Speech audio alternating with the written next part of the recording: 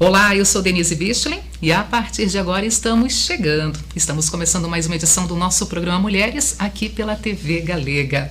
Especialmente neste mês que nos traz em evidência o aniversário de Blumenau, 170 anos de história. E tem muita história para contar com certeza.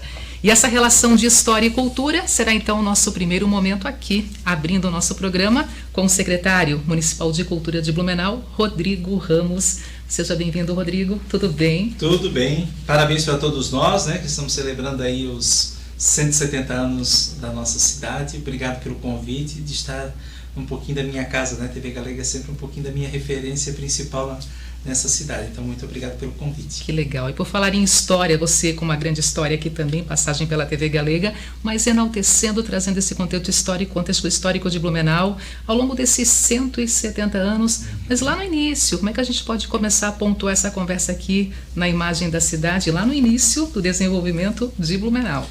Então, né, o Dr. Blumenau é uma pessoa muito curiosa de ser estudada. E ano passado, em função da celebração dos 200 anos de nascimento dele, vários documentos foram ainda descobertos, tem muita coisa ainda sendo descoberta, muitos documentos têm sido traduzidos, e a gente tem que pensar no contexto de que ele veio para cá, num movimento que aconteceu mundialmente, né? Os movimentos pós-guerra, né? As influências todas da Revolução Industrial, os processos migratórios de colonização e povoamento, principalmente na América, né? Muitas colônias europeias migraram para os Estados Unidos, para a América Central e para a América do Sul. Então, nesse contexto todo, acaba se inserindo também a vinda do Dr. Blumenau. Ele chega aqui na região motivado por uma campanha de alguns imigrantes alemães que tinham se estabelecido no Rio Grande do Sul. Se interessa, né? Quem não ia se interessar ver essa beleza, essa natureza, né? Esse exotismo todo, né? Vai ao Rio de Janeiro, se identifica. O Dr. Blumenau tem uma afinidade muito grande com o imperador Dom Pedro II, até pela questão do idioma, né? A mãe do imperador era austríaca, né? Até para fazer um parênteses aqui, a gente sempre enaltece, né, que hoje a gente é uma república, mas a nossa cor verde e amarela, né, não representa a mata e o ouro, né, mas sim o verde da Casa de Bragança e o amarelo da Casa de Habsburgo. Então, são uma união, um casamento, né, de dois casamentos imperiais, e surge a bandeira, a primeira bandeira imperial, hoje bandeira brasileira, né. Então ele se estabelece, falam o idioma alemão entre eles, e ele vê no Dr. Blumenau uma pessoa aguerrida e que estava disposta a aceitar, mesmo diante de todos aqueles desafios e da falta de material e de equipamentos, em construir um povoamento agrícola aqui nessa região. Hoje a gente pode analisar nas cartas, nas correspondências, e tem ainda muito material para ser traduzido, de que não era o desejo dele de construir já uma cidade, como a gente pensa hoje. Ele tinha a cidade do Dr. Blumenau, né, em Hassefeld, é uma cidade ainda pequena que mantém aquelas origens, aquelas características. E naquele espectro de cidade, naquele contexto de cidade, ele pensou em fazer o desenvolvimento aqui. E algumas pessoas são esquecidas no decorrer da história, são personagens que acompanham o Dr. Blumenau, que é a questão do Harkarad, né, o Ferdinand Harkarad, que era o sócio do Dr. Blumenau. Eles visitaram a região, se encantaram, e é bom fazer um parênteses, quando eles visitaram a região aqui a primeira vez, já tinham pessoas morando aqui na região. Então, a gente fala, né, dos 17 primeiros imigrantes, o nosso hino fala, Blumenau tem o nome do primeiro, mas é uma referência respeitosa ao primeiro que vem e organiza esse espaço territorial. Então, se tem registro de aproximadamente 700 moradores na região, e a gente tem que pensar que a região do território de Blumenau abrangia ali do território de Gaspar até a divisa com Lages. Então era uma imensidão de terras, né? E já tinham pessoas de origem portuguesa, fora as questões, todos os índios que habitavam aqui na região, mas já haviam, por exemplo, o Dr. Blumenau, quando sobe a primeira vez para vir para onde começa, e ele funda a colônia aqui no centro, onde hoje é a prefeitura nova, né, na Foz do Ribeirão da Velha, ele pernoita em Gaspar, né? Então a gente já tem o P.T. Wagner morando no início da rua Itajaí, que teve muitas filhas e todas casaram, tiveram descendentes, então já haviam pessoas morando em toda a região. Mas ele é o primeiro que vem, chega e organiza toda essa conjuntura aqui, né? Que as pessoas se apossaram das terras. e daí ele tem a permissão para lotear, organizar, dividir, e volta para a Alemanha, deixa o sócio aqui, em busca de mais pessoas para poder organizar essa cidade, esse povoamento. E faz uma campanha extensa, mas a campanha parece que não dá muito certo, as pessoas ainda tinham um pouco de receio, e 17 topam, né, nessa viagem com ele, né, sendo que são crianças também, né, tem uma família, e alguns chegam aqui, e isso nem todos acabam ficando aqui depois. Alguns acabam indo para Itajaí, território de Itajaí, outros, o Daniel Pfaffendorf morreu afogado no rio Itajaí, né, então alguns acabaram ficando, outros acabaram indo embora. E como a movimentação, outras pessoas se sentiram motivadas, daí sim, ao longo, e isso tem tudo anotado nos registros agora, e ano passado eu estive em Petrópolis, esses documentos estão traduzidos em português, manualmente por ele, de 1850 a 1854, ele tem a lista de todos os imigrantes que entraram aqui, da cidade que veio, como foi paga a viagem, o que trouxeram na bagagem, né? Então ele era uma pessoa muito meticulosa, né? E isso faz dele um personagem curioso, porque ele era relativamente um jovem de 20 e poucos anos quando vem para cá solteiro, estava noivo, desmanchou o noivado, a noiva não quis acompanhá-lo nessa viagem, ele permanece solteiro por mais um tempo, depois de ter o sócio desistido do empreendimento, ele ainda paga o sócio do investimento que o sócio fez, né, porque ele se sentiu responsável. Se a colônia der certo, né, eu tenho os louros. Se der errado, eu também tenho os louros de ter dado errado. Mas ele assumiu com responsabilidade,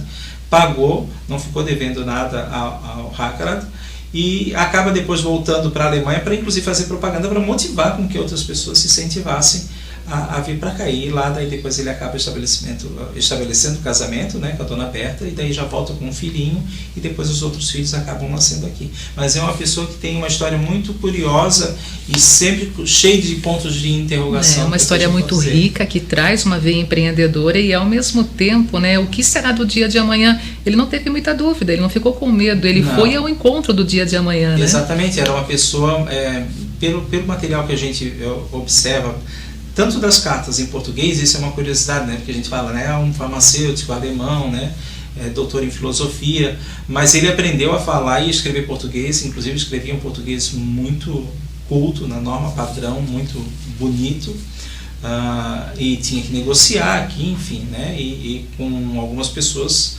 daí usava o alemão, mas ele era uma pessoa bilíngue, né, muito culta, lia muito, a gente vê pelo tipo de correspondência, o teor ou o conteúdo, né, as referências bibliográficas utilizadas, e ele não teve o medo de empreender, e não é o empreender no sentido de se aventurar.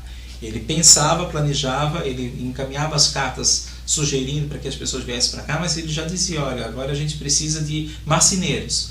Nesse momento estamos aqui precisando de pessoas que tenham habilidade para trabalhar com animais, para cuidar da saúde dos animais. Agora eu preciso de ferreiros. E assim ele foi direcionando. Ele era tão meticuloso e empreendedor, inclusive no sentido cultural, Denise, que ele, nas suas correspondências, ele avisava para as pessoas, não dá para trazer muita coisa na mala, mas sempre que possível tragam livros, tragam seus inários, pela questão religiosa, tragam seus instrumentos musicais, tragam suas habilidades, né, dos bordados, das pinturas, de todas as atividades artísticas que são desenvolvidas na Europa, tragam para que a gente possa ter aqui até como utilidade e um movimento cultural. E por isso que a gente tem essa herança da tradição, do bordado, da comida, da adaptação da culinária que a gente teve que fazer aqui, né, do uso do cará, do aipim, né, dessas questões todas, mas isso tudo ele sempre direcionava, ele foi empreendendo em várias frentes, né, e ele também teve uma sorte de que ele era um líder e tinha pessoas que se acercaram ao lado dele e que acreditaram nesse projeto dele, né, então logo rapidamente a colônia vai crescendo porque essas outras bases vêm dando sustento para esse sonho. Nem todo mundo tinha dinheiro, a grande parte das pessoas que vieram para cá trouxeram posses, pelo contrário, elas saíram de um processo, né, a Alemanha que a gente conhece hoje, essa configuração, ela era muito diferente do território né, que se era desenhada ainda no século XIX, então muitas pessoas estavam migrando lá dentro, eram agricultores, então não eram pessoas de muitas posses, mas aqui acabaram trabalhando, venceram, construíram seus impérios com a sua criatividade e com seu empreendedorismo. Então tem muita gente que questiona, né, e eu acho super salutar, né, a escuta é sempre empática nesse sentido de que apesar de ser um ser humano com defeitos, mas com muitas qualidades no sentido de ser uma pessoa que teve essa visão de buscar várias frentes para que a cidade pudesse se desenvolvendo, e tanto é que se desenvolveu rapidamente. Os anos passaram, já são 170 anos de história aqui da nossa cidade, e no contexto cultural, a história de hoje, de 2020, esse ano com tantas adversidades, mas culturalmente falando, como é que a gente pode sintetizar também a construção da história no lado cultural aqui de Blumenau? Então, é uma história rica, diversificada, e eu acho que ele sempre prezou por isso, porque além de tudo a gente pode, se nos tempos atuais, né, a gente pode usar essa palavra, mas me atrevo a dizer assim que o Dr. Blumenau, além de tudo, era um bom diplomata, né? Então, construiu a Igreja Católica e a Igreja Luterana de maneira praticamente no mesmo estilo, em tempos foram construídas juntas, então ele sempre procurou incentivar. E isso nos traz uma reflexão para o sentido cultural de que a gente mostra uma diversidade muito grande. A gente tem a tradição, tem o Oktoberfest, tem as nossas raízes, tem os sobrenomes, há o gosto do uso do traje típico, da cultura, da culinária, dos nossos afazeres cotidianos, mas ainda assim somos um povo brasileiro, né? E temos raízes, a nossa raiz, a nossa matriz, o nosso DNA ainda é brasileiro. E o Dr. Blumenau conseguiu trabalhar isso muito bem, né? Depois, quando chegaram os italianos, foram se adaptando a esses costumes, e nos estranhamentos, e nos ajeitamentos e assentamentos, as mesmas modificações. O Heren Silva, que é considerado uma pessoa que trabalhou com a pacificação dos índios por causa dessa questão de revanche, briga e de territórios, o que era meu, o que era seu, né? As pessoas acabaram entendendo também esse sentimento de pertencimento, e esses reflexos a gente vê hoje numa cidade plural, né? Numa cidade que é diversificada, que a gente consegue trabalhar com a tradição, mas também consegue olhar e ver que hoje a gente faz grafite e arte urbana na rua, que tem hip hop, que a gente tem manifestações culturais das mais diferentes, e que inclusive vem se apresentar aqui, vem conversar com você. Então é uma cidade diversificada, mas fruto dessa visão empreendedora de 170 anos atrás. Uma curiosidade que as pessoas falam quando a gente fala 2 de setembro, né? Nem sempre a data da fundação da cidade foi 2 de setembro, então a Câmara de Vereadores mudou ao longo das histórias, ou o conselho, né, das pessoas que compunham a cidade, né?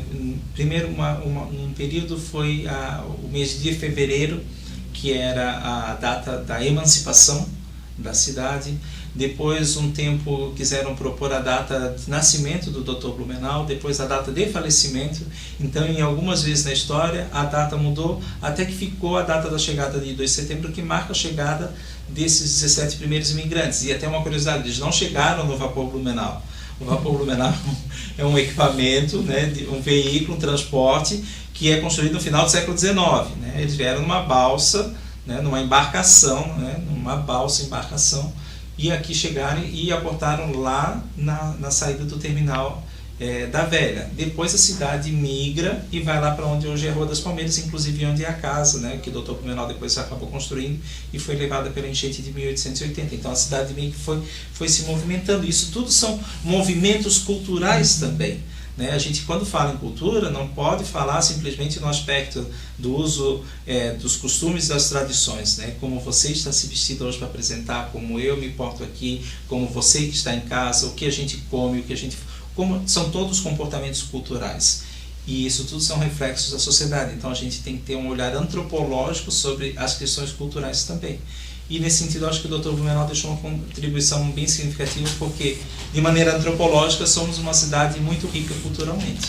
Para poder finalizar rapidamente, em 2 minutos no máximo, esse poder se reinventar na cultura agora em meio à pandemia, como é que você olha para frente, para o nosso futuro cultural depois que tudo passar?